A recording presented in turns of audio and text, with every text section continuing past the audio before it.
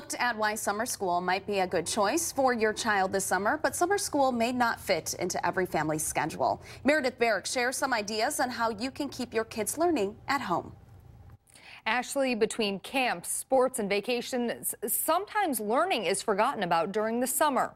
But preventing brain drain is important, so we learned some simple and expensive things parents can be doing to keep the minds of their kids sharp. Summer is not a good time to just stop learning altogether. Obviously, for kids to make the best success and transition from one school year to the next, it's to maintain learning throughout the summer. But summer school or a tutor just don't fit into every family's schedule or budget. There are a wealth of opportunities to figure out ways to do learning at home. I think summer is a really good time for families and kids to have a conversation about what makes learning fun.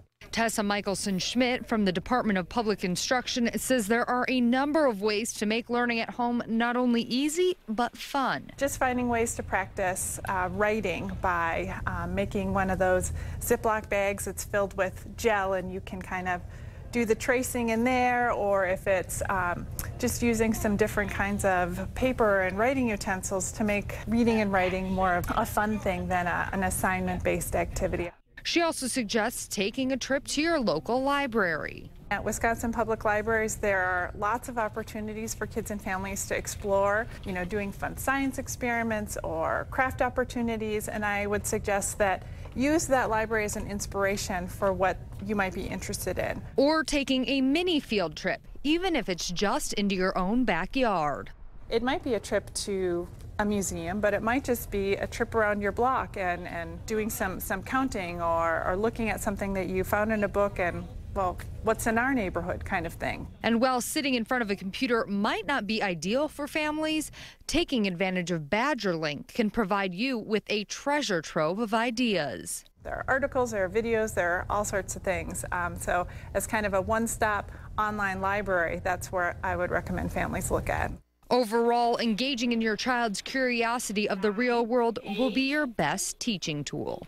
You don't need to buy a lot of fancy things. You don't need to be the summer teacher for your child, but just to stay engaged and to find things that they're interested in, you're interested in, and as many conversations or books or things that you can do together that kind of have that freedom of summer, but also still keep the learning happening. Tessa also suggests utilizing Pinterest as a place to gather ideas, whether it's for educational crafts, games, or printable worksheets.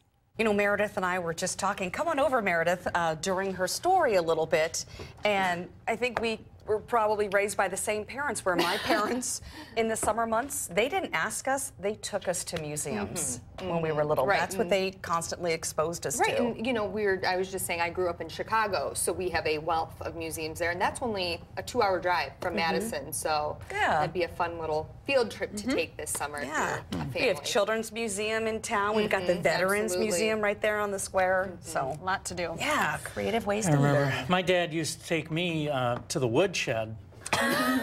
It didn't take. It wasn't the same. No, it definitely was not. All right, let's take a look.